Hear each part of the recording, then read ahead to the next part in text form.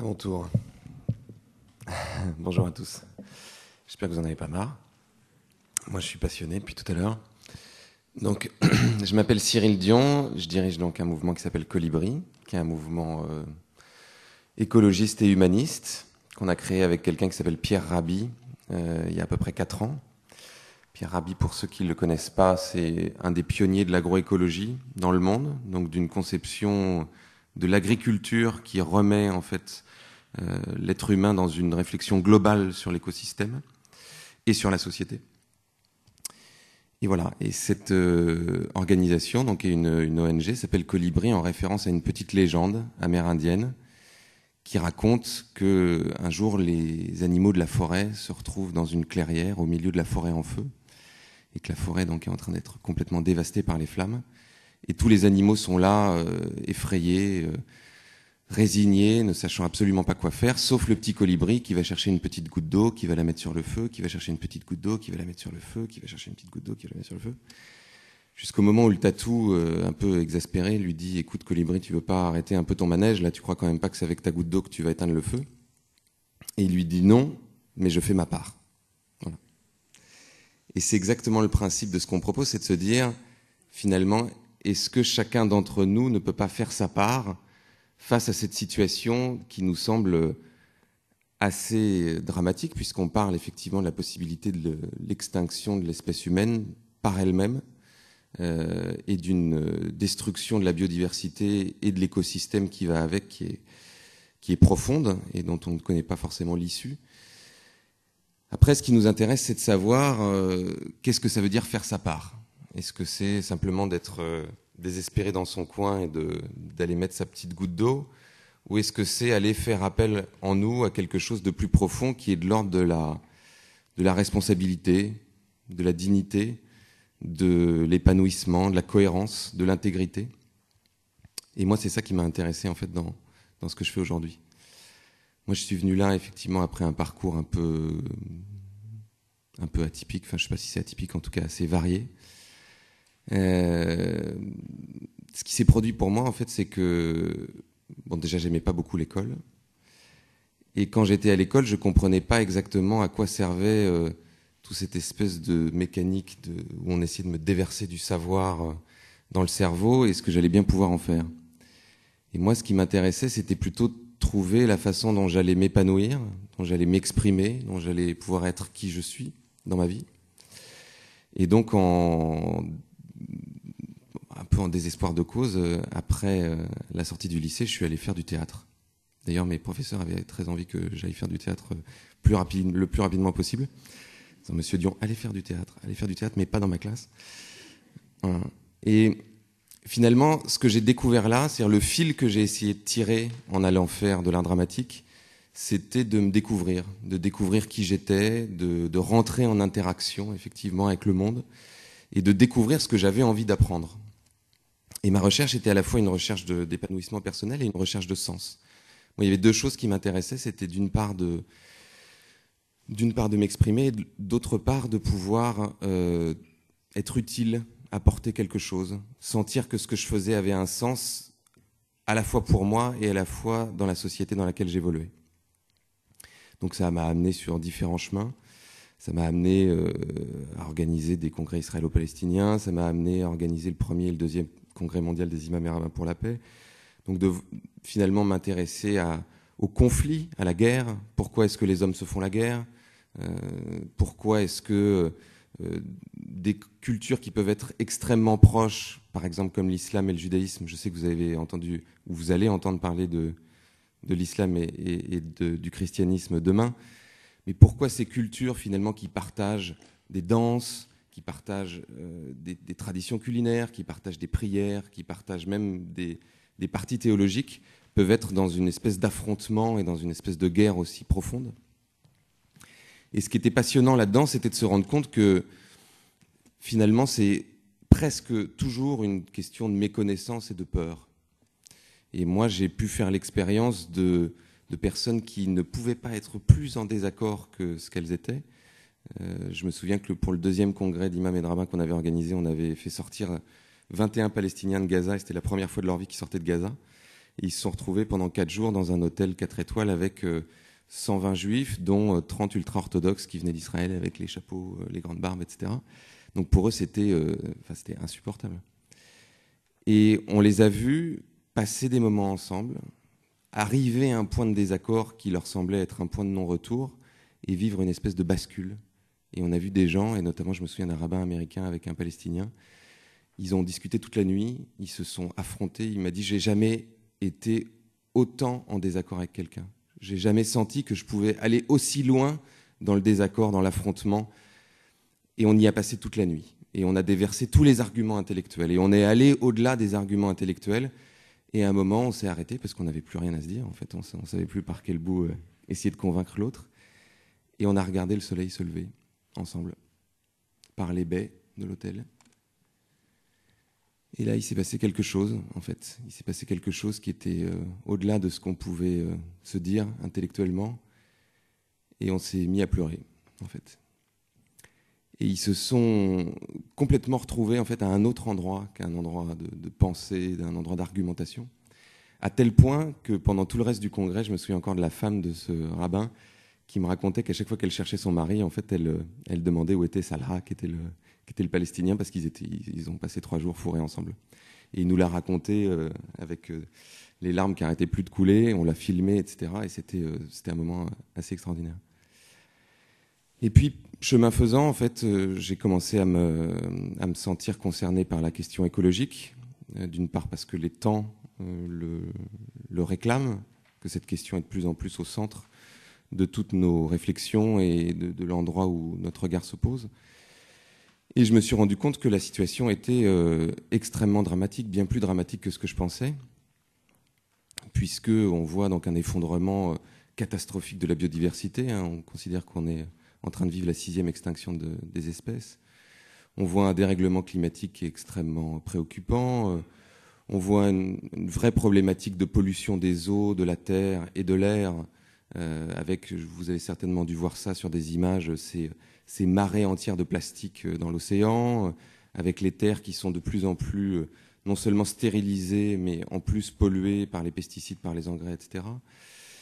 Par l'air qui est lui aussi de plus en plus pollué à la fois par les émissions de gaz à effet de serre, à la fois par les pesticides, etc. etc.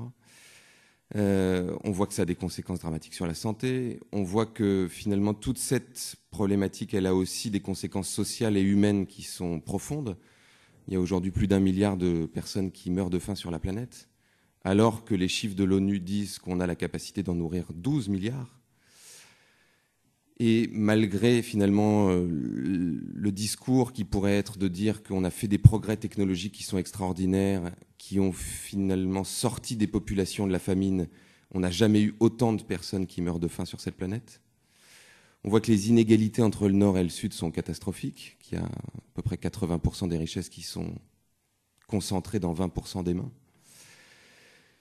Et j'en passe et des meilleurs. On pourrait continuer longtemps cette litanie. Et je me suis toujours posé la question de savoir, mais comment est-ce que c'est possible alors qu'on a les moyens de faire en sorte que cette situation n'existe pas ?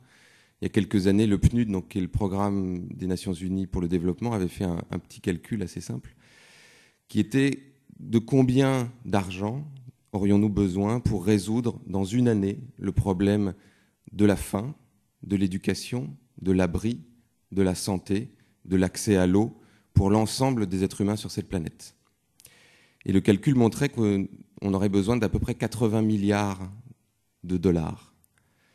Pour vous donner un petit ordre de grandeur, à l'époque, mais maintenant le budget est encore plus important, à l'époque le budget de l'armement était de 800 milliards de dollars pour une année.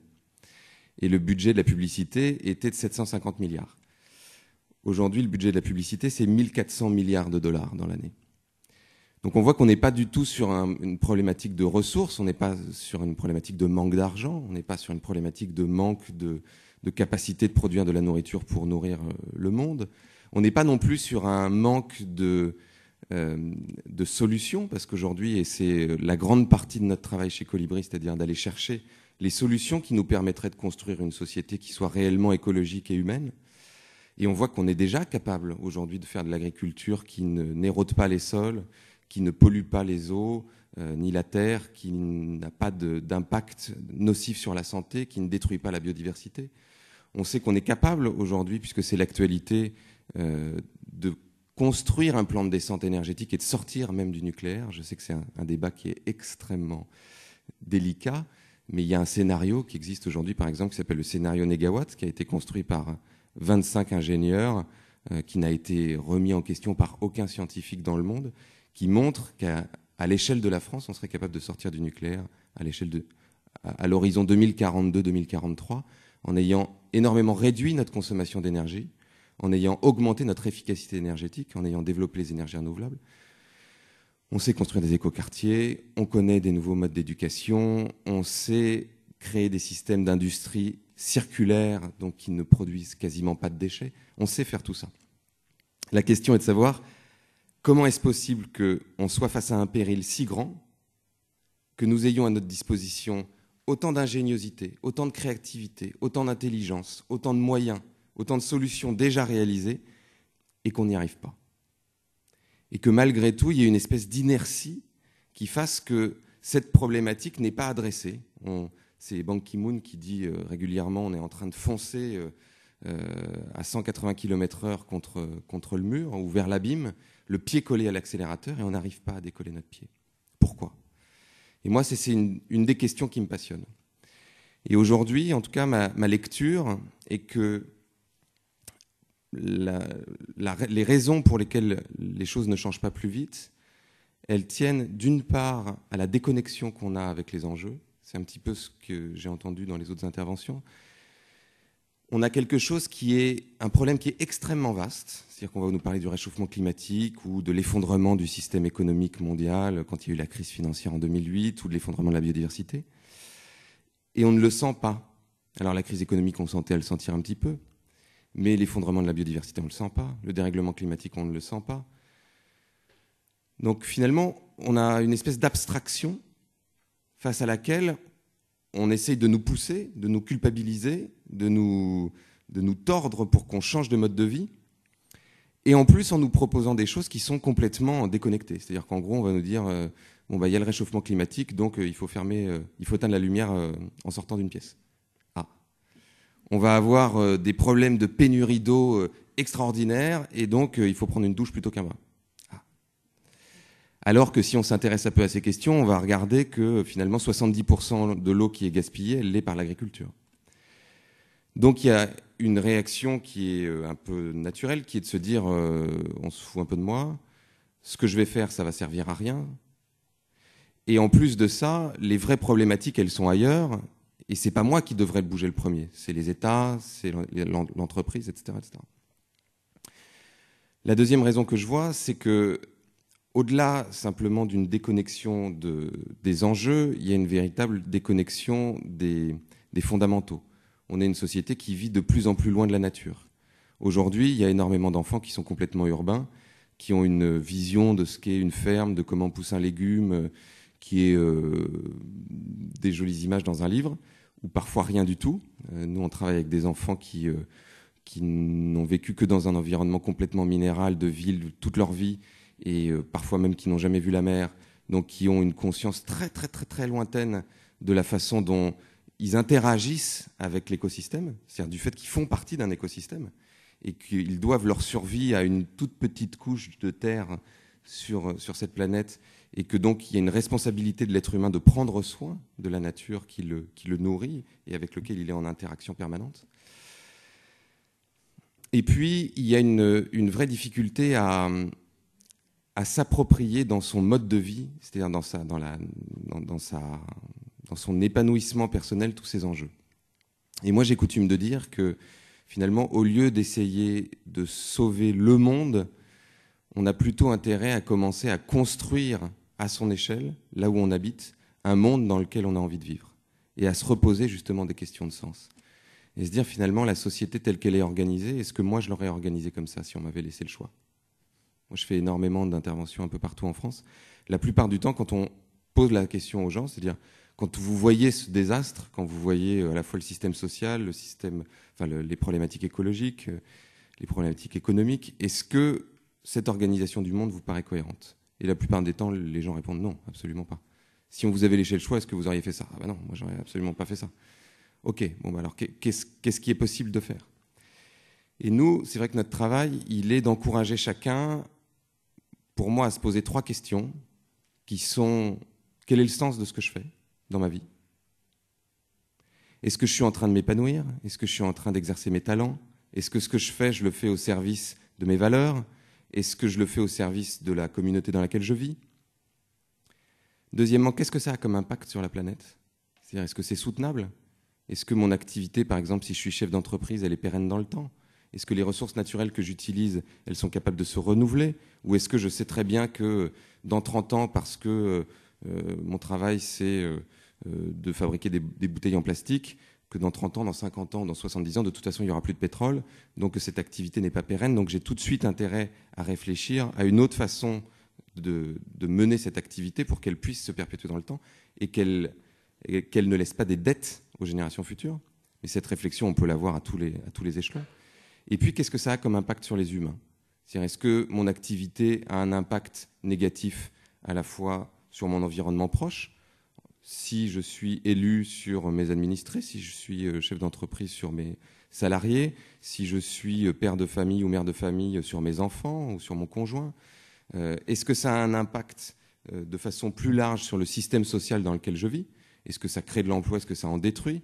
Par exemple, on sait, c'est un autre sujet qui est très polémique, mais que tout emploi créé dans une grande surface en détruit 3 à 5 dans le tissu local. Donc, bon, bah, ok, moi, je crée un emploi et j'en détruis 3 à 5. Bon, c'est un vrai problème. Et est-ce que ça a un impact encore plus loin sur d'autres êtres humains sur la planète? C'est-à-dire, est-ce que je fabrique des baskets qui contribuent à faire travailler des petits Chinois dans des sweatshops pour un salaire de misère? Est-ce que mon activité contribue à ce que des paysans soient expropriés de leurs terres et se suicident aux pesticides, etc., etc. Et les interactions ne sont pas toujours faciles à faire. C'est-à-dire que se poser cette question, ça demande de se documenter, ça demande de chercher en fait quelles sont les conséquences de nos modes de vie, de nos actions, de nos activités dans notre vie. Et ces conséquences, elles sont parfois extrêmement lointaines. Et c'est un peu l'histoire tout à l'heure du bouton. C'est-à-dire finalement, j'appuie sur un bouton, ou alors je vais faire mes courses au supermarché, ou alors j'achète un jean, ou alors... et qu'est-ce que ça a comme conséquence? Qu'est-ce qu'il y a derrière?